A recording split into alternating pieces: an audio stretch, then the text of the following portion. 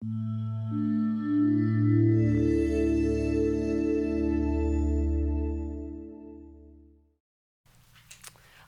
my name is Brenda Morgan, and we are going to be talking about fats and oils today. Fats and oils are not the enemy. We all grew up in a time when we were told don't eat fat. We're all low fat, right? And even though for the past probably about a decade now, they've been telling us, no, fat's okay. You can have fat here. And I'm going to tell you all the reasons why you need fat. Still, we're conditioned, right? We're like, I'm still going to get that low fat thing. But I'm going to tell you reasons why maybe you don't need to be low fat.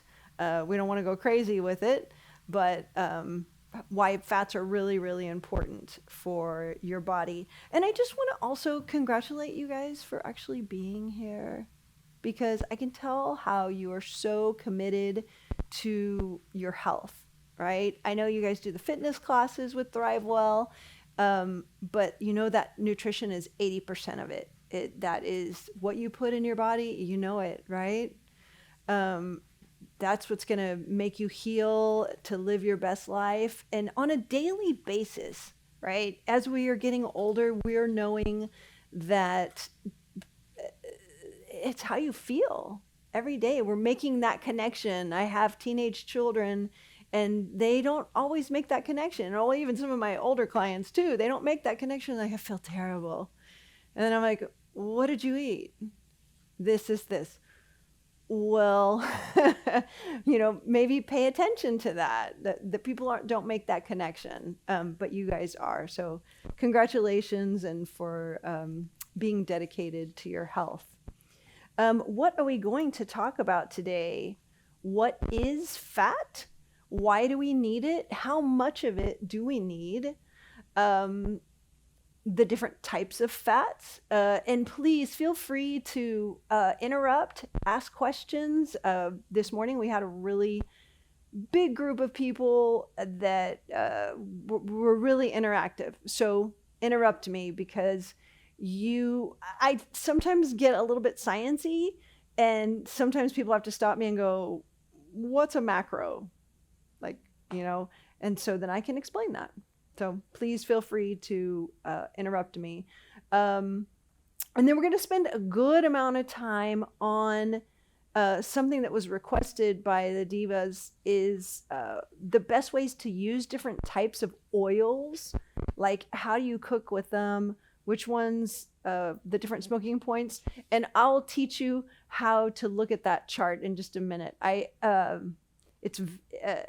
If you have your reading glasses, you might need that. But when we get to it, I'll show you how to read it, how to put it together so that it reads well. It was teeny tiny, and I tried to I'm like, how can I format this so that we can put it all together? And then some tools that you can use every day. And then at the end, because it's Valentine's Day, I have a healthy treat for you. Hopefully you'll love it. Hi, how are you doing? Thank you for being here. No, it's great. First, I will tell you again, I am Brenda Morgan. I have to say this in every single presentation because there's always someone might not know me as well. I am a health coach, nutritionist, and a personal trainer.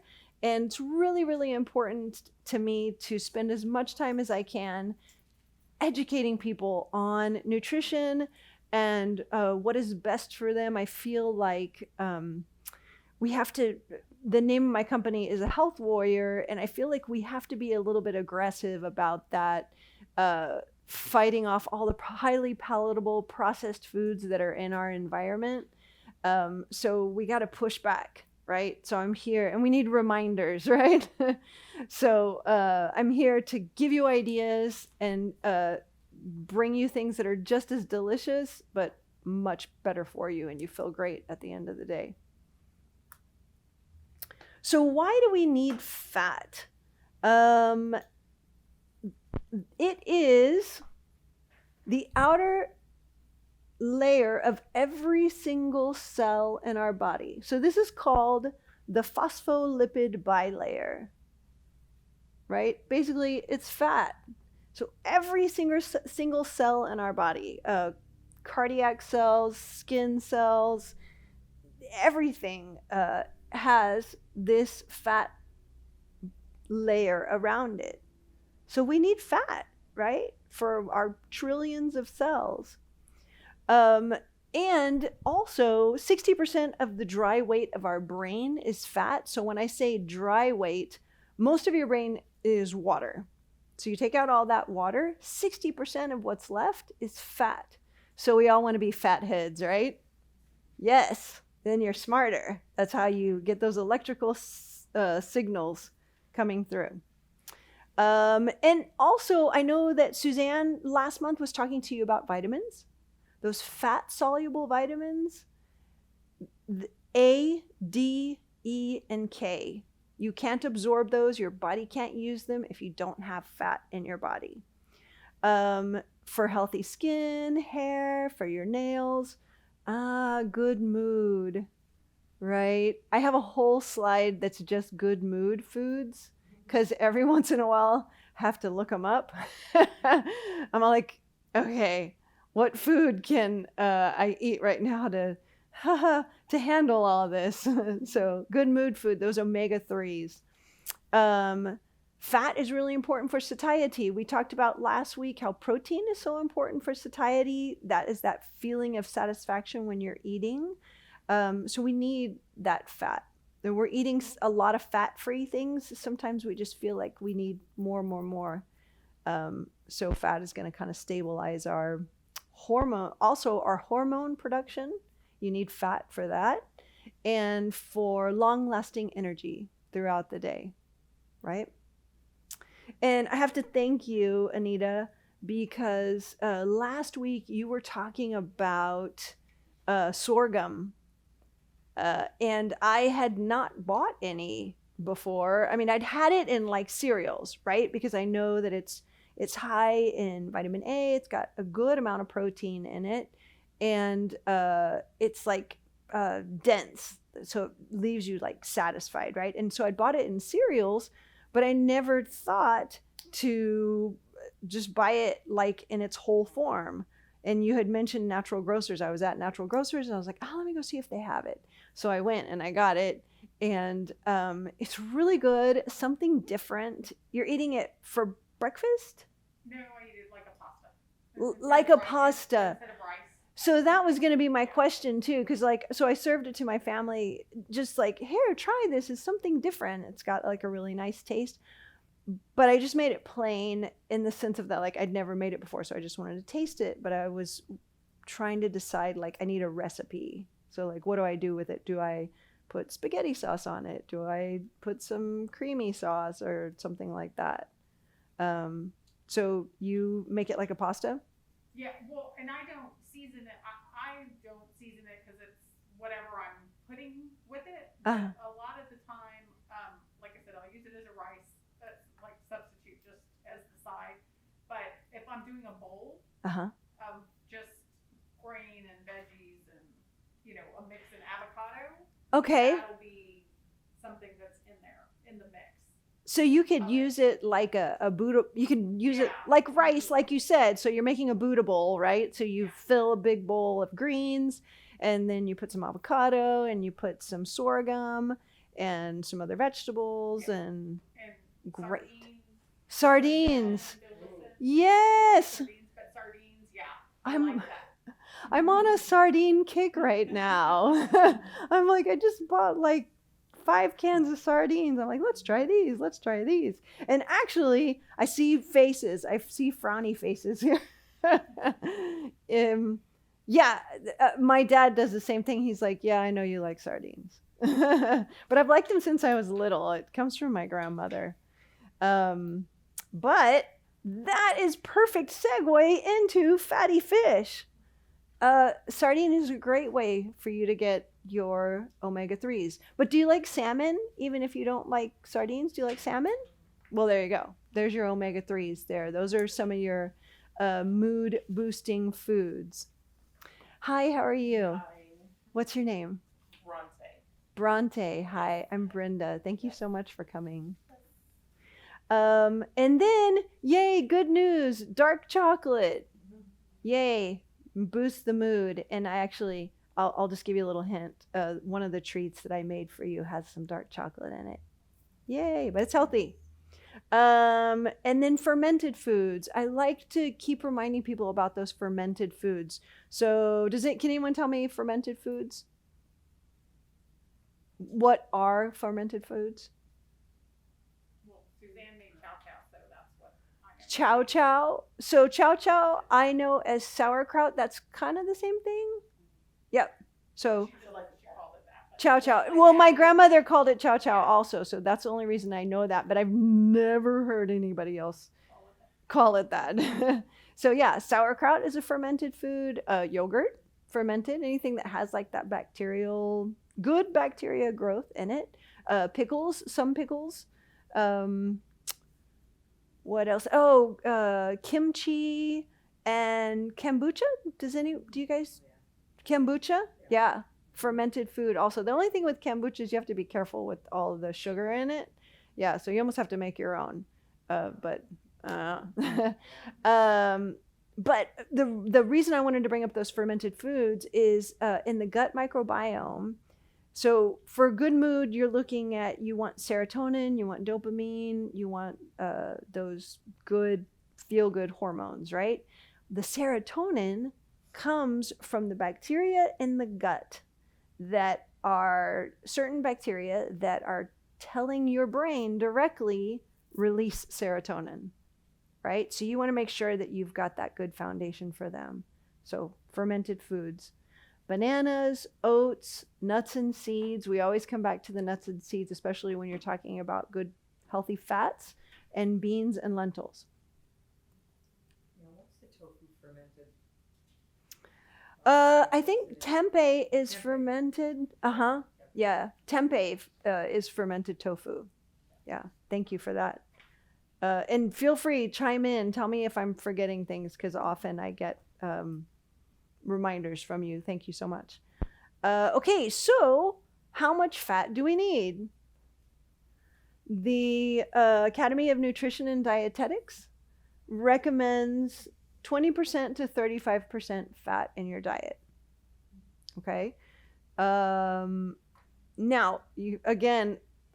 going to say this every week, that the recommended daily allowance is for 19-year-olds to 90-year-olds, right? So you got to find what works for you. And as we did with the protein, we were crunching those numbers and trying to figure out what is the right amount of protein for you, and experimenting. So experimenting with what works for you. The one thing that we'll talk about is what we really need to pay attention to is the saturated fat. Okay, so your range of fat per day, probably a good healthy range for our age would be around 20 to 30%, right? But it depends on your HDLs and your LDLs, and we can talk a little bit more about that too. We talked about that this morning.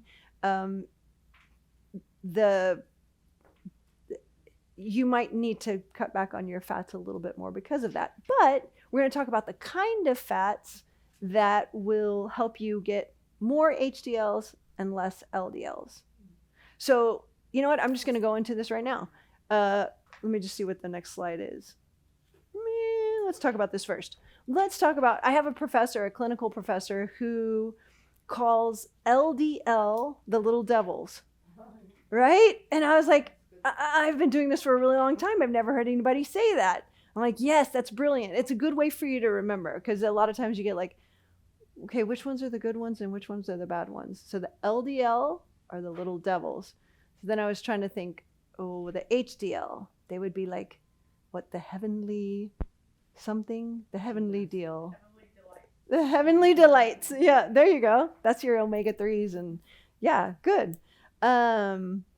So what happens is the HDLs, those omega-3s that you intake, the HDLs go and they take the LDLs, they take them out of your system, they take them back to the liver, and they get them out of your body. So you want your HDLs to be higher and your LDLs to be lower, and that'll help you with your ratio to keep that cardiovascular risk, your risk of heart attacks and high blood pressure and diabetes, to bring that all down.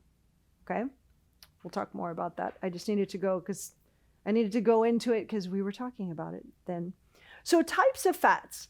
The monounsaturated fats and the polyunsaturated fats are liquid at room temperature. Okay? And we have our oil chart that we're going to really get into in a little while here, but I just wanted to kind of get you started with that. So those liquid at room temperature ones. The saturated fats are solid at room temperature. And trans fats, we've been able to get those out of our food supply for the most part, but the thing I want to warn you about, let me ask you a question. Is anyone else interested in a label reading class? Yes? Okay, good. I'm going to write that down because, it's being able to see the calories and the percentages and the different grams of fat and protein and whatever, that's useful, that's helpful, and we can talk about that more. But really, you want to read the ingredient list, right? Because when it comes to trans fats, there might be some foods that do have some trans fats in them, but what the food companies will do is if it's less than 0.5, they're allowed to say it's 0. Right? So you have to read the label, read the ingredients. Anything hydrogenated or partially hydrogenated oils, any of the oils, right? Those are trans fats. And then too, since we're talking about the label reading, when you're looking at the ingredients, look for, and I've gone over this in some of the other classes too, but just as a reminder, you want to look out for artificial dyes, artificial colors, artificial flavors, nothing partially hydrogenated or hydrogenated. And what was the third? Was the fourth one is high fructose corn syrup.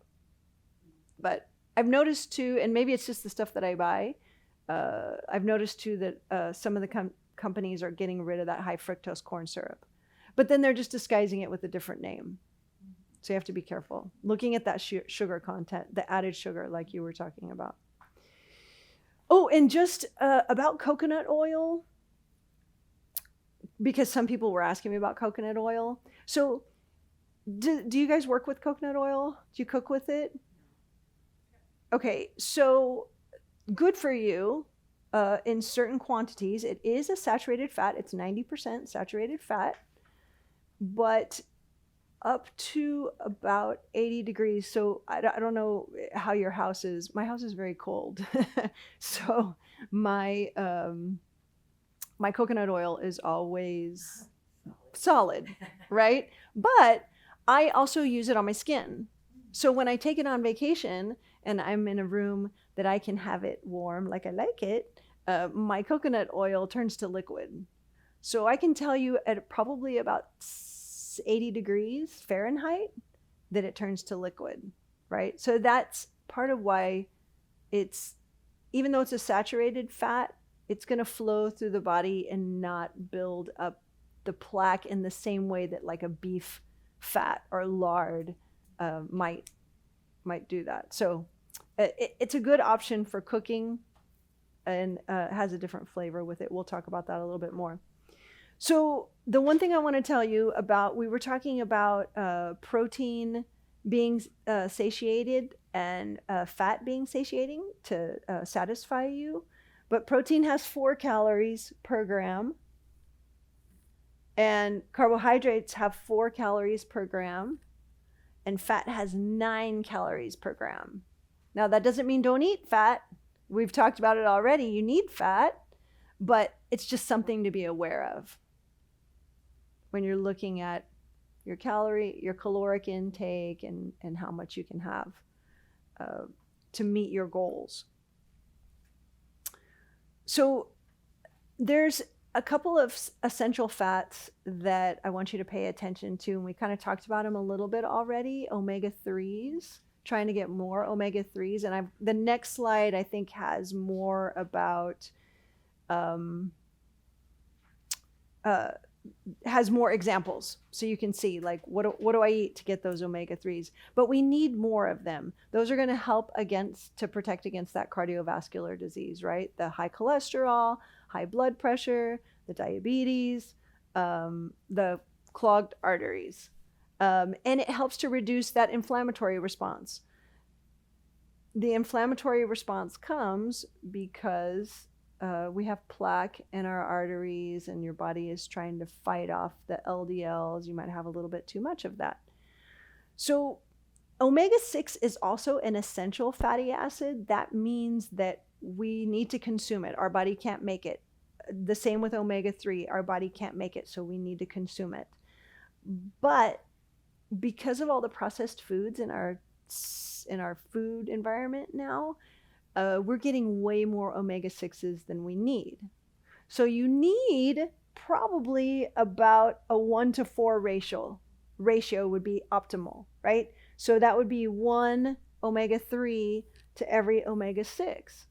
But we as Americans are probably getting about 1 to 20, depending on what your diet is, right? So if you're eating that highly processed food, probably you guys don't as much, but it's something to be aware of when we're grabbing for those crackers or the other processed foods that they're using a lot of soybean oil, a lot of processed oils that are going to have much more omega-6s in them.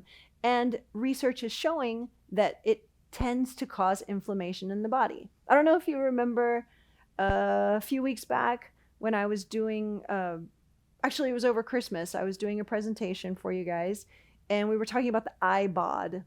So it is a man with chronic inflammation. The I is the inflammation body, right? And his joints hurt, and he had foot pain, and he had headaches, and he wasn't sleeping well, and he had diabetes and potential for cancer and for high blood pressure, and all those things come from inflammation in the body, right? So how do we bring that inflammation down?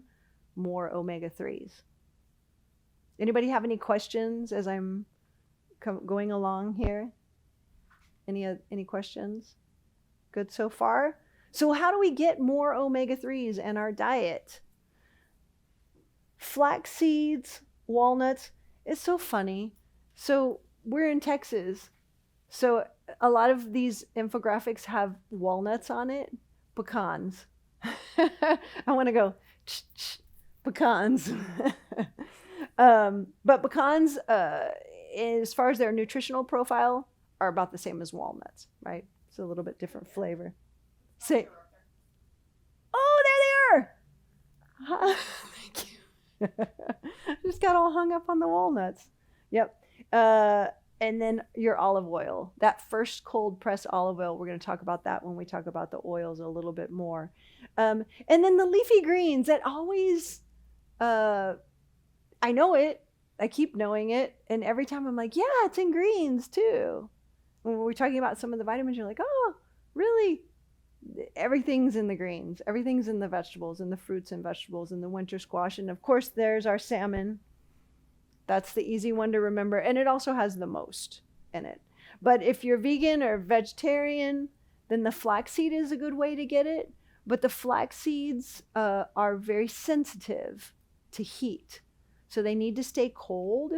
And we'll talk about that a little bit more in the oils, because some people like to use flaxseed oil, but you want to keep that cold in order for it to keep its nutrient value. Actually, I'm going to skip over that. So here's our saturated fats. So I go to a lot of presentations and give presentations and learning a lot and all these nutrition books. And the nutrition books have these sorts of pictures in them. And I'm like, well, that's not helping me. They'll put like a pizza up on the thing. And I'm like, no, I feel like I want that. So we have to hurry up and go. But I just wanted to show this as a point to say saturated fats, you want to try. So the Academy for Nutrition and Dietetics, The recommendation is 10% or less per day of your daily intake. Okay. But I would recommend 5%, around 5% or less, especially for our age, and to avoid all that plaque buildup, because that's where the LDLs are coming from and our cholesterol levels. So we want to get a oil change. Actually, I had this idea too. I was wondering if you guys could give me some ideas for exchanges that you make for where, like, maybe something that you might put butter on, but you're like, no, I'm going to make a different choice. Is there anything, like, do you guys have any like really cool Like ideas? butter, like you said, like toast. Like maybe, yeah, Butter. exactly. So putting avocado on your toast instead of butter. Yeah. Sunflower butter. Sunflower butter. Yeah. Sunflower butter on your toast instead. So just a couple of nights ago, I was like, I haven't had butter in a while. I had some brown rice, and I was like, I think I'm going to just have some butter, just like have that taste. And I was like, no. And I just chopped up some avocado really small. I guess I could have mashed it too, but I just chopped off the avocado really small and just put it on top of my rice. So you get that fat, right? I don't know. Maybe try it sometime. Or maybe you don't need that. Maybe you're like, I just don't put butter on. But using a nut butter instead, using an avocado instead, those are really good ideas. But you can still get that creaminess and get that sensation. Let me see. I think I had another idea here.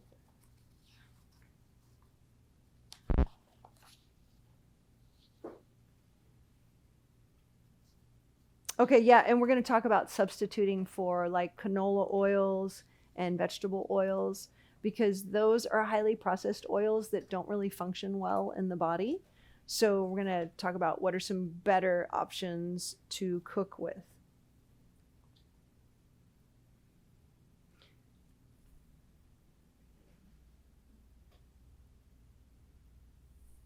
I just put this in here because it's funny. I'm thinking I'm gonna be the peanut butter person, right? You don't need that kind of negativity in your life. This could apply to any kind of nut butter, almond or sunflower butter. Like it, really good. Okay, so now let's get into this oil chart. All right, so you've got 4 pages here. Let me tell you how this lines up really well.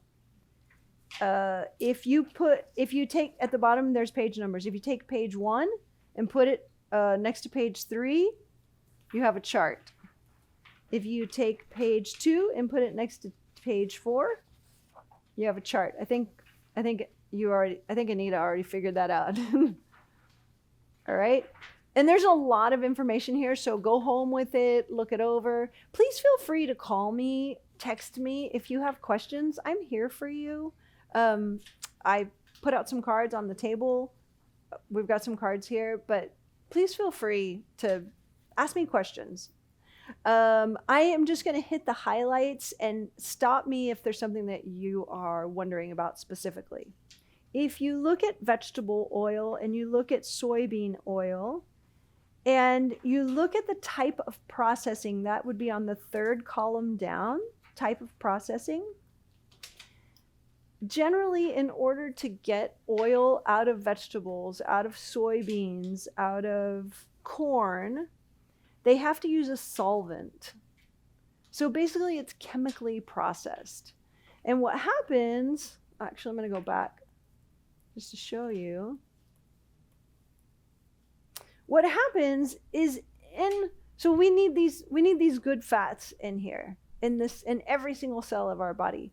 But what happens is when you get like a chemically derived like vegetable oil, when you get those fats in the system, they'll fit in here into this bilayer, but the body doesn't really know what to do with them, right? It's not like a food nutrient. So they'll go in there, but then things might not work right. So we're looking for natural, that's kind of like the easiest way I can explain it without getting too technical. We're looking for oils that we can find. What are better options? How can we get an oil change? So the question I get often are, what are the best oils to cook with? So if you look on that second page where it says smoke point, looking at the smoke point, so we're looking for ones that have a higher, and we're going to talk in Fahrenheit because I'm American, and and that's how we go. So in Fahrenheit, we're looking for smoke points that are like probably higher than 400 or so, maybe around the 3. Like coconut oil is a good one to cook with too, but the one that I recommend the most, so the two best ones that are going to keep their nutrient as far as smoke point goes, and it's actually, it was called to my attention that avocado oil is not actually on this chart, but avocado oil and grapeseed oil are the two that I would recommend the most, because the olive oil that you want to purchase is going to be that extra virgin olive oil. That is the one that comes from the first cold press. So it's expelled by pressing it. It's mechanically expelled instead of chemically expelled. And that's what you want. That's where you're going to get the good omega-3s and the flavor also that you're looking for. So if you heat that up too much, then you're going to lose some of that nutrient value. So grapeseed oil, if you look at that on smoke point, it has a 420 degree smoke point. And so I like avocado oil, but it's more on the expensive side. So I recommend grapeseed oil because you can get it less expensive. Let me just say too let me talk about sesame oil and flaxseed oil. So some people will use more flax or flaxseed oil to up their omega-3s, especially like vegans and vegetarians, but it can't be heated. The minute you heat it, it's lost. It goes rancid very quickly. So it needs to be cold. If you're buying it at the grocery store, make sure you're getting it out of the refrigerated section. Okay? Yeah? And it doesn't keep very long either, so you might want to buy it in small quantities if you want to try it. And then sesame oil.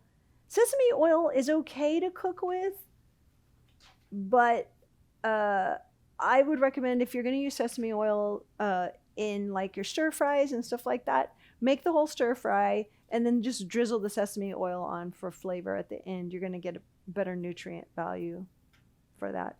Are there any others that you guys have questions about? What about olive oil? I use olive oil a lot, and I cook with it a lot. Mm-hmm. And I noticed that for the light olive oil, Mm-hmm. I think that would say 470. Yeah, so on olive oil, this chart actually shows 3 different kinds of olive oil. So there's the light olive oil, there's the virgin olive oil, and there's the extra virgin olive oil. So the extra virgin is that first cold press.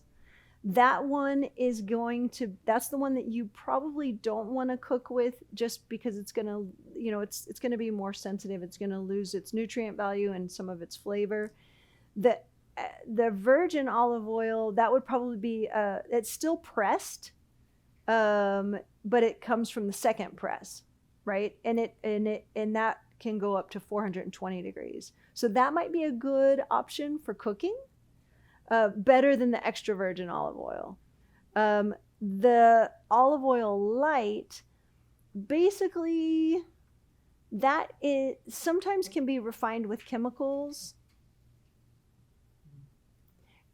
And so that would be one that's almost like you're getting into vegetable oil at that point. Yeah.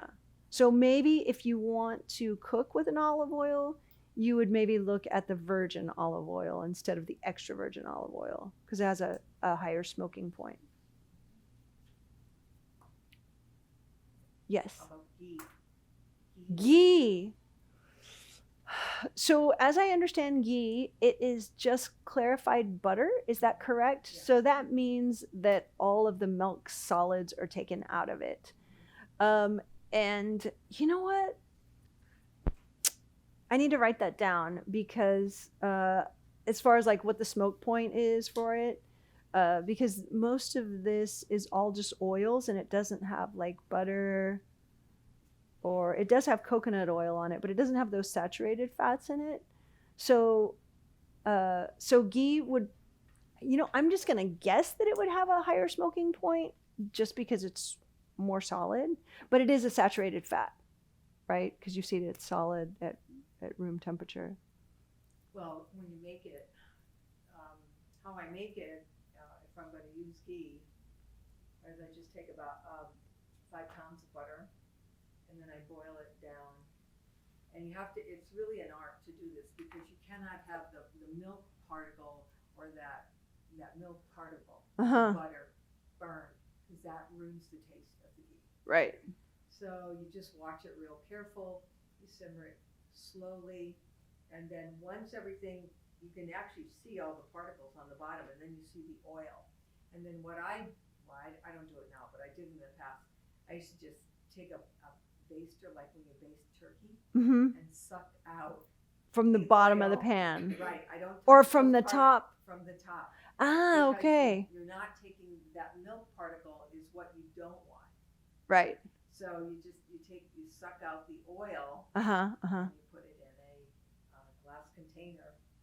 Then are you able to use, so after you're melting your butter, and you said boil, so are you getting it to a boil so that the milk particles go to the bottom?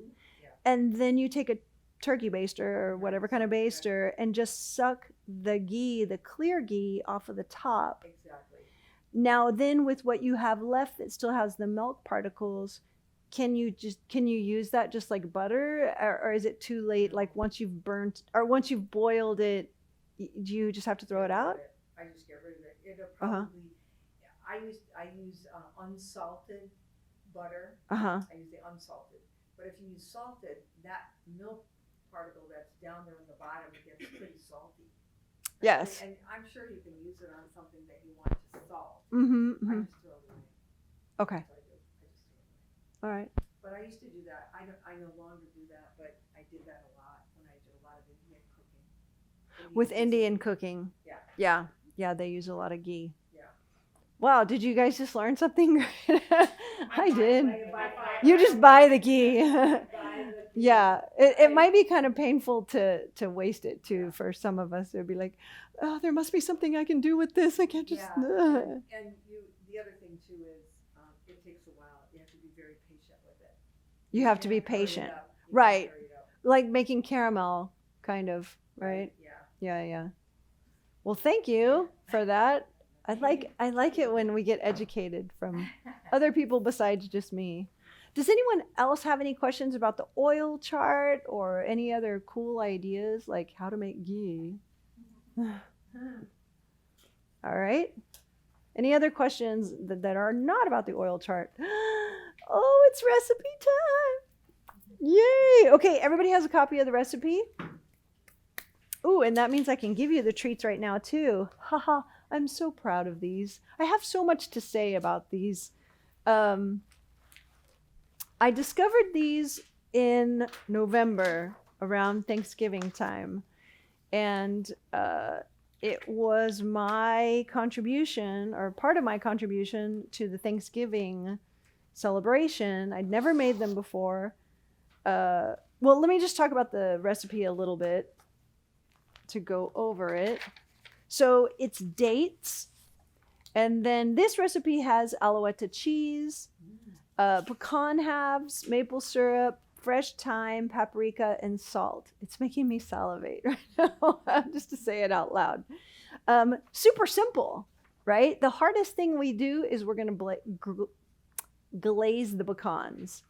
And this is like, okay, but I'll just start taking it out right now because I'm teasing you too much.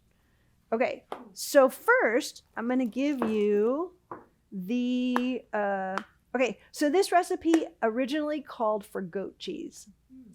I do not like goat cheese. And so I said, I was like, okay, well, I'm going to go and I'm going to get Boursin instead, that soft spreadable cheese. But when I went to the grocery store, the Boursin section was wiped out, but there was some Alouette left, okay, which is this. If you guys want to pass that around just so other people can see it.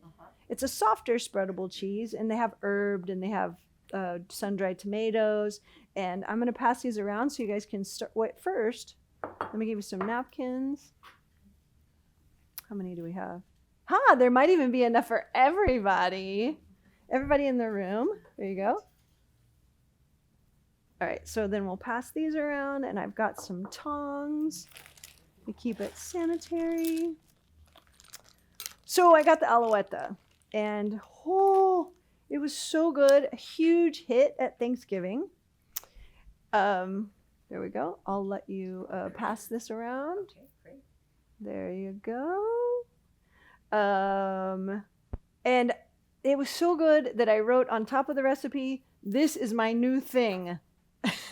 So I took it to the Christmas neighborhood party and the thing, and I'm bringing it to you today.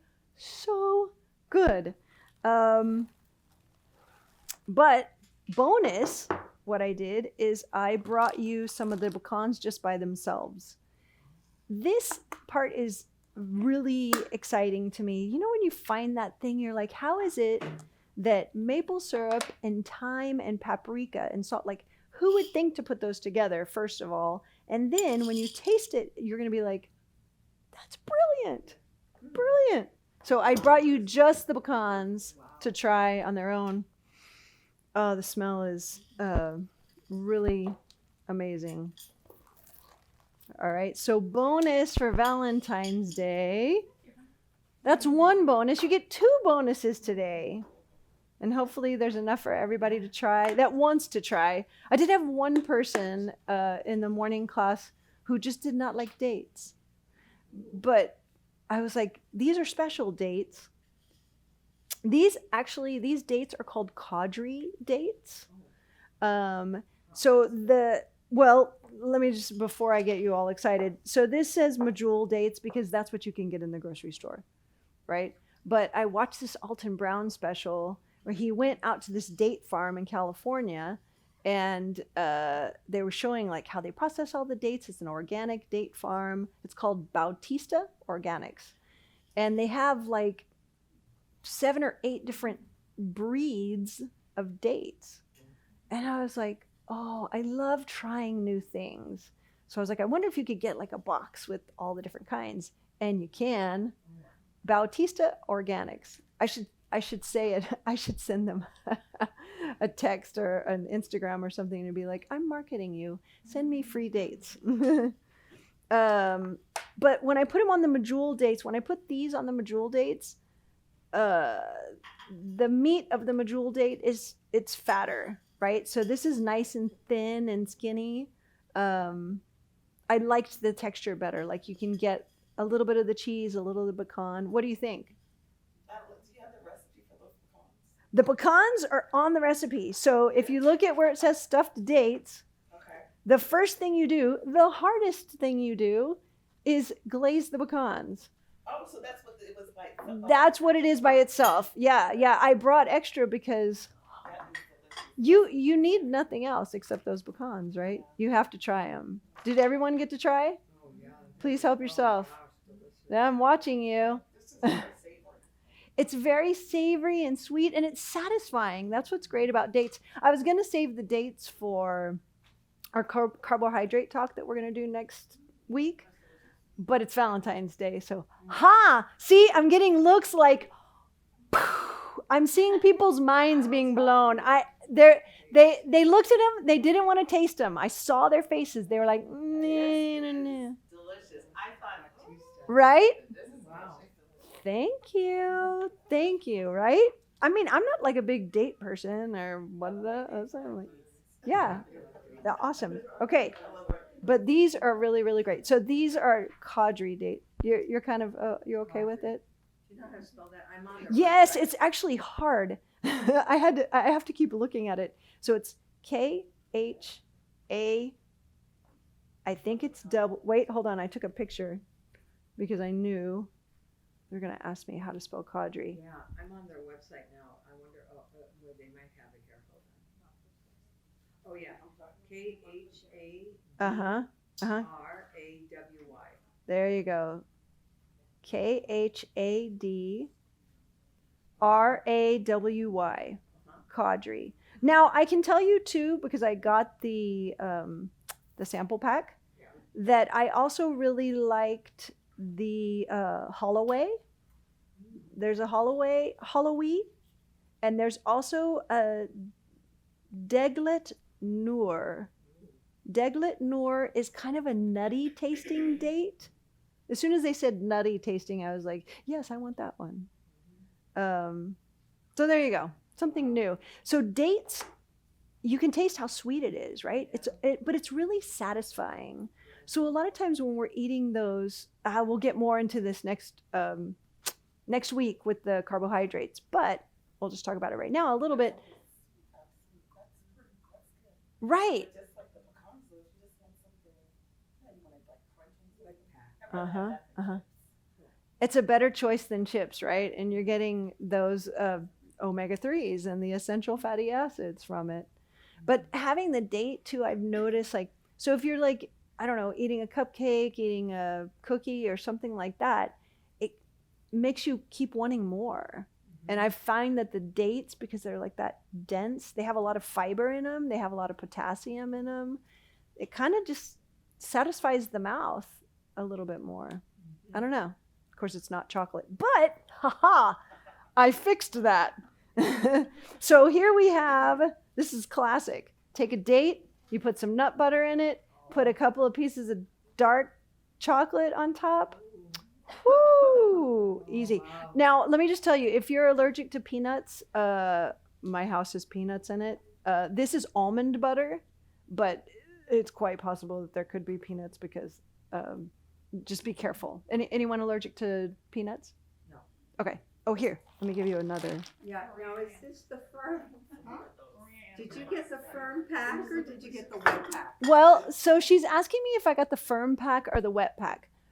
So firm means they're dried dates, and wet pack means that they're like fresh.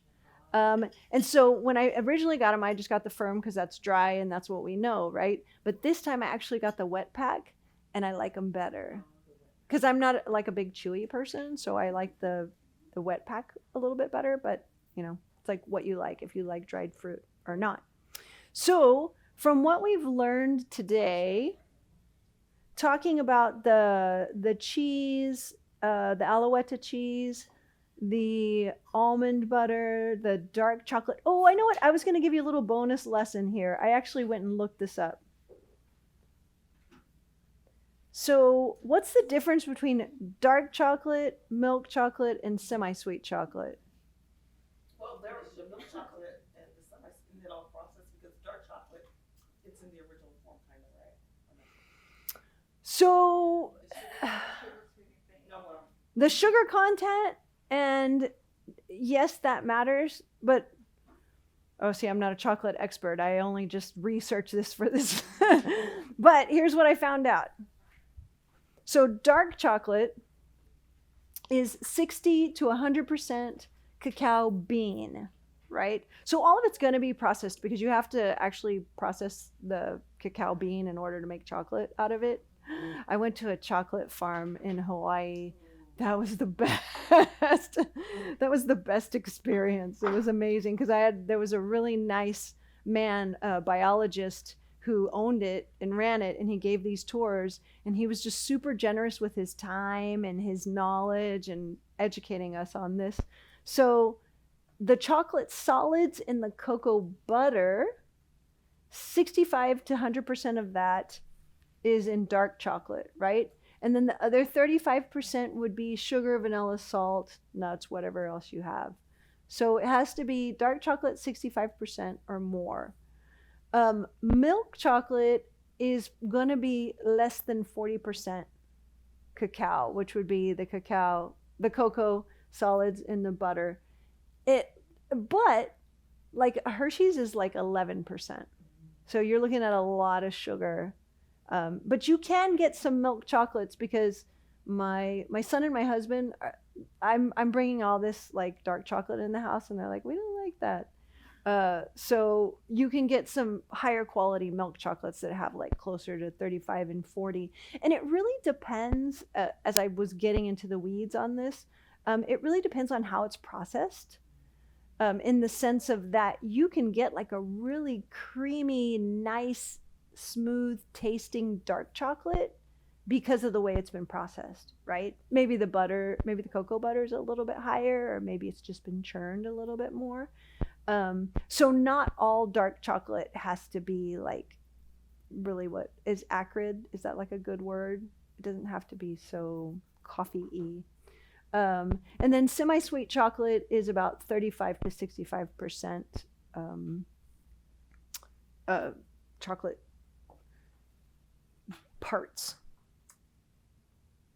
Do you recommend a chocolate bar or I can go 85% dark. She's asking me if I recommend some chocolate bars. What do you guys like? I look at fat.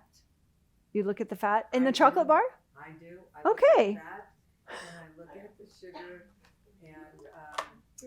and I like this dark because I can get it. 85%. I'm there. I just like 85%. Yeah. Yeah. 85%. What brands do you like? There's one. I don't. Lily's. I've seen Lily's. So Lily's is one that is sweetened with stevia instead. Well, let me tell you, it's actually one of the best non-sugar chocolate. Have you tried it? So here's the thing with stevia, and we're going to talk about this in 2 weeks because we're going to talk about sweeteners. Stevia doesn't like to be heated up. And so if you try to put it in your coffee or your tea or something, you're going to not like stevia. But you know what? Challenge accepted. I'm going to bring you some Lily's dark chocolate or some Lily's chocolate because I'm not a big stevia fan either. It doesn't really, but I don't put it in hot stuff. But there's other because just getting a darker chocolate is already going to bring your sugar content down on it. So do you guys not eat chocolate? No, I do eat it. What do you like? Anything that ain't nailed down. Exactly. I stay on the healthier, the darker chocolate. The darker chocolates. But I'm a little bit more careful now because they said none of it is as good as what they say it was. There was a news article. I saw that. My mother sent me this article. Heavy metals. Heavy in it. metals. Didn't matter whether you went organic or non-organic. The metals were in the higher concentration of dark you went. Mm-hmm. It was the higher concentration, and said it didn't matter whether organic or non-organic. So I tried to wean back. I figured I didn't need any more heavy metals in my system. Right. Yeah. So actually, I actually have that on my list of things to do is to look up the actual source data for that to see, because sometimes my mother sent me this article. I looked over it, but I haven't like really gotten into because sometimes when you're reading an article, if it's written by a journalist, you might not be getting the full story of like the data, scientific part of it. So, and also because I just don't want to believe it. So I'm like, I'll work on that later. But I mean, for those of you who really need to pay attention to those heavy metals, then we could do would you like a whole hour on chocolate? We'll get into that part of it. Does anyone else have any more questions about fats and oils? Well, cacao, like if you buy the cacao powder, I do like cacao powder. It does say it depends on where it's coming from. It depends on where it's coming. If it's coming from California, they're actually going to tell you there's a warning here that there's something in the cacao that Californians do not agree with. Huh. Yeah, so if you ever check a bag of cacao and it's coming from California, it'll say it, a warning. There's a warning. There's something in this that is not acceptable in California. There's something in the cacao Yeah. that might not be acceptable in California by their rules and regulations and Right. laws. Exactly. All right. Well, it sounds like we could do a whole chocolate class, and I could like really get like pull up those papers and find out, you know, what's pushing this legislation, and how real, how true is it? Is it just one research study, or is there enough research that is makes it worth it for us to give up our chocolate? Well, thank you so much for being here today, and I will be here for a few minutes afterwards if you have any more questions. Have a wonderful night.